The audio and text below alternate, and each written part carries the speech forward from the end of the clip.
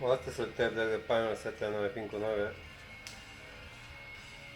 Es una unidad muy rara, de color así berenjena, no es negro. El interior es todo el chasis es de cobre. El transformador blindado de cobre.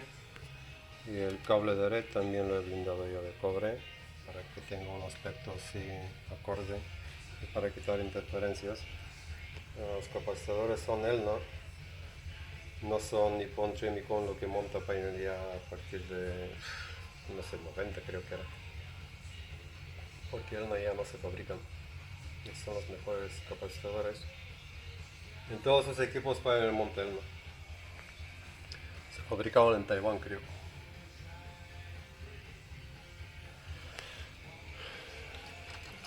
Es un aparato con muy poco uso. Le he cambiado correas, embrague. Y el uso normalmente cuando compréis un tape deck se detecta por los rodillos. Como veis, este está todavía en su estado correcto, porque con el tiempo y el uso se cristalizan y empiezan a brillar. Bueno, vamos a probarlo con una cinta TDK Metal. Esta es la segunda edición de TDK Metal del 82, porque la primera es de 79 y son malísimas. No es que esta es una pasada, pero vamos, está digamos que bien. Vale, calibración.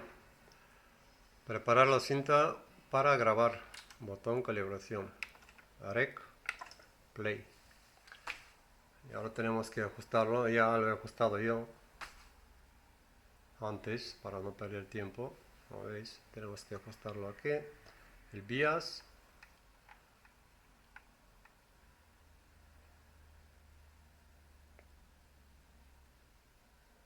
Y el level.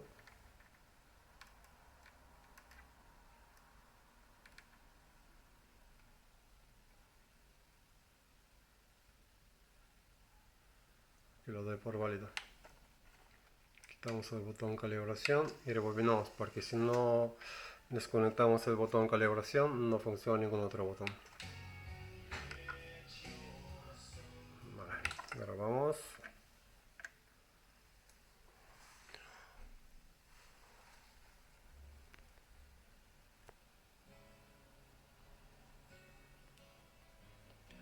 La cinta de TDK de metal esta hay que grabarla a menos 10, menos 20 decibeles para tener una respuesta correcta de 0 a 20 mil hercios.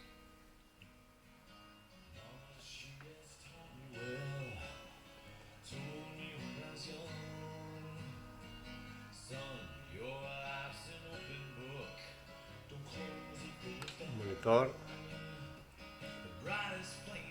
tape, da respuesta correcta a este tape deck. Esto digamos es la obra de arte de Pioneer. Lo que para mi gusto le falta un pelín de graves. No tiene respuesta de graves como la 93, pero claro, tampoco tiene su precio. O sea que este tape deck el año pasado costaba 150, 200 euros, ahora está a 500, 600. Sí se encuentra en venta, pero no hay, es que no hay en venta. Esta es la quinta unidad creo que he tenido yo. El color es precioso, es raro, pero parece como el de Urushi, pero sin lacar, sin barnizar. Una rareza.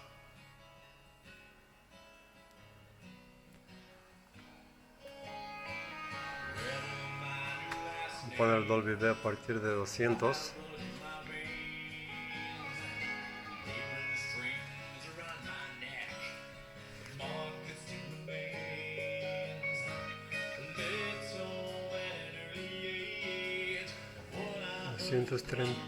Dolby C.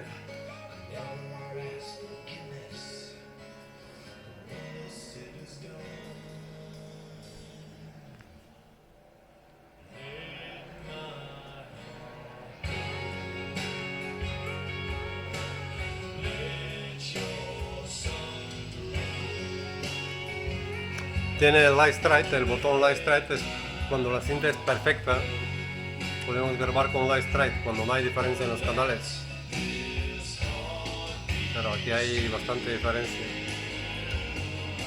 Es por el deterioro de las cintas, por eso usamos el Rebalance. Line Strike es la línea corta de entrada, vale, suficiente, y elimina los circuitos del tape deck,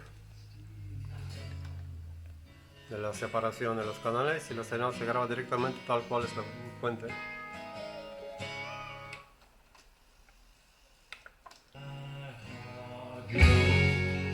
Esto ya es la grabación.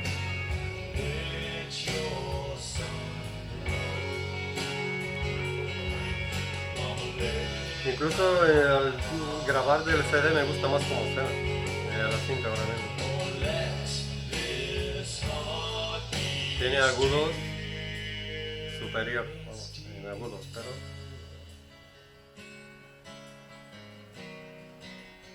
realmente si se usa algún ajuste de agudos, de bass, pues puede recuperar, pero yo, claro, es todo lo que escucho es natural. Sí. Ahora entra el Dolby B, refuerza más los agudos todavía. Voy a volver.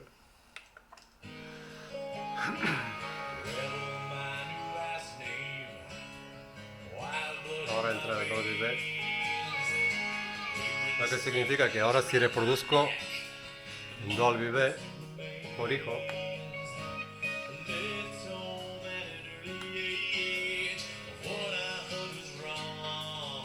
y ahora entra el Dolby C. Dolby C da más amplitud, como dimensional, tridimensional el sonido, o cuatridimensional, no sé. Es el Dolby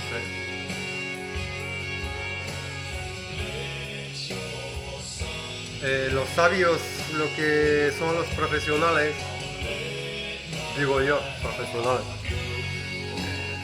como si existe una regla de no usar o usar el Dolby B. Cada uno puede hacer lo que quiere, vamos. Que bastante ya mensajes he recibido que por qué uso el Dolby B o Dolby C cuando grabo. Pues la pequeña es mía y hago lo que me da la gana. Yo simplemente os enseño la diferencia.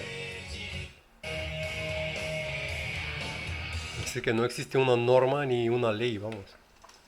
Que si hay que usar o no hay que usar. La diferencia es obvia. Con Dolby C tiene más amplitud y más dimensión del sonido.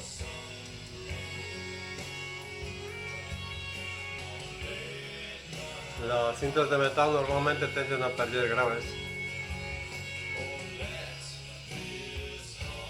pero está bien.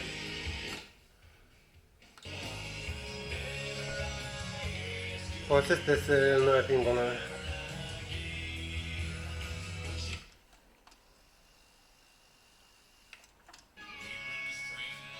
Esto es Dolby B.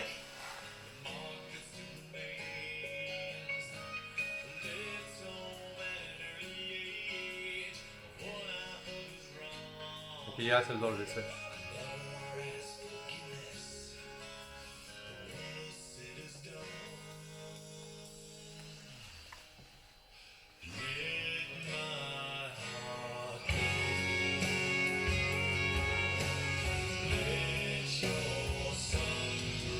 Sonido cristalino, precioso.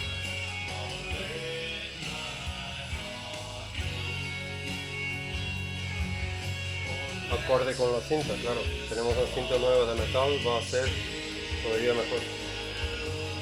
Aunque esta es de 3 grabaciones, creo, 2 o 3.